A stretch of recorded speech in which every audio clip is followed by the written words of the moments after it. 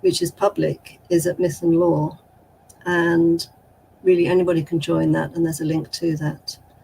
A lot is discussed there, but what happens and what is discussed by Ammon really happens in the private server. When you enter the private server through initiation, but not this drug, death and resurrection, but there are 3 routes of initiation. You can go through Heracles, which is put a dress in, if a guy dresses in lingerie and puts on a blonde wig, and you take a picture, and there's other things you do, but that's the Heracles gone. Aphrodite is basically have a one-night stand, take up a new lover, and the Bacchus one is that you have to head shave like he has.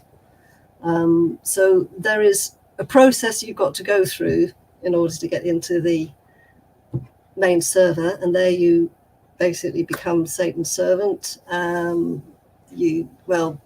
I won't talk about all the things that I know from a friend that have been through it and then came out. But maybe another occasion. But so you're saying publicly he doesn't acknowledge Crowley's influence? No, not much at all. There was one show that he was reading from Marquis de Sade about the 120 Days of Sodom. I think trying to test how people reacted to that horror. So he was looking for those that could be purged, I think. But this was a lot early on. But what happens and what is discussed, I don't know. But certainly Crowley's works are on his recommended reading list. Well, it's very obvious, very apparent in what he was saying, and you were underscoring about the beast and the cup of Babylon, because that's Crowley's tarot card. That's the imagery with the serpents, and that's the snake venom. It all seems like an attempt to some sort of Crowleyanic working. So I think what we should do now, because I want to try and keep it to 2 hours this time around. Anyway, who knows, we may do a follow-up, but is we've covered an awful lot, and I think everybody's got a suitable impression of this guy and what's going on there, even though I'm sure there's a whole lot more. So I'd like to at least give people an opportunity to jump in if they want to, because they've taken the trouble to be here. But I'm not sure what direction to go in. I mean, the one thing I would like to bring up, even though I don't know if Ali will have it, if you'll have any comments about this, or if anyone else will, there was the comment in the chat about the working on the sheep puberty blocker, but it has to do with how much is Hillman, how much is he self-created, how much is he self-initiated, how much is he just possessed by God only knows what cultural or metaphysical entities and egregores, and a self-made man, and how much, because the things that he seems to be promoting do seem to be consistent with a much larger agenda that I've been tracking and mapping pretty much my whole life, and that I kind of fell into myself from the first decade or so, as in I fell under the spell of these kinds of ideologies and philosophies. So I'd like to ask anyone here, really, if anyone knows anything or anybody has any guesses about how much Hillman, and we'll start with Ali, how much Hillman is not a lone agent. I mean, he doesn't charge money. Well, where's his money coming from?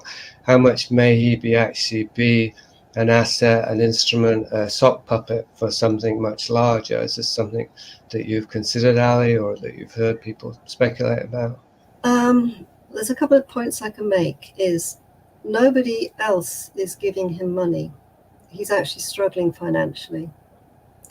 And because of that, he started another whole round of Greek tutoring.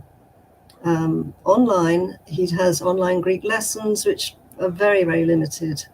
But he knows that to get people to the standard he wants to help him, he needs them on a one-to-one. So he has an American group, a European group, and an Australian group, 9 students each. So that's 27 people who are actually paying for their tutoring.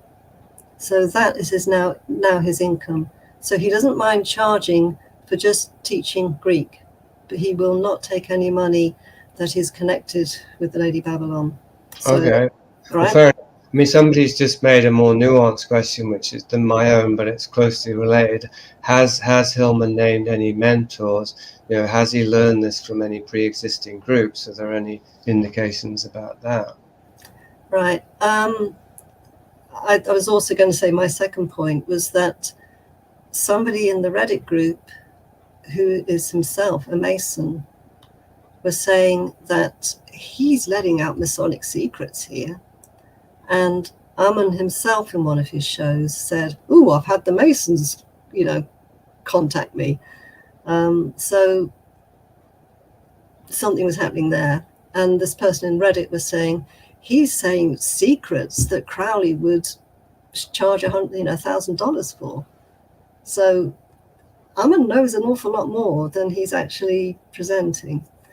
Now, there is a Mr. Shadow. You heard that.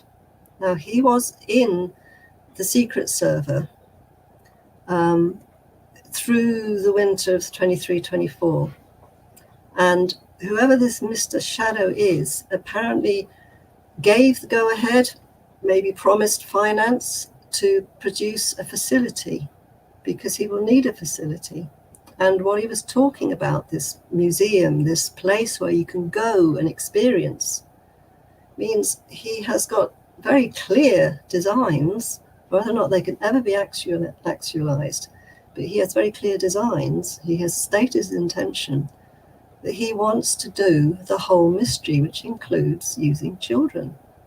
And they will need to be kept somewhere, and they will need to be processed beforehand for up to 3 years. And other shows he's talked about how the drugs can keep the kids sedated, and other drugs can make them forgetful, and you can do whatever you like once they're under. He's said a lot that he's just drawing from the ancient antiquity, but there's very often a little aside given right at the end of his show. And one of them, where he was talking about what drugs can do, he said, "The Cora is on her way." And then "Hail Satan," which is how he finishes. If you listen out, very often there's these tiny little asides, like, "I know you're out there. I know you want this." Just little bits and pieces that makes me think he is communicating to somebody else, but I don't know what, and I can only leave that there and say this is what I've heard. I don't particularly want to say yes, this is definite, but this has been happening. So I don't know much more than that. Sorry. Okay.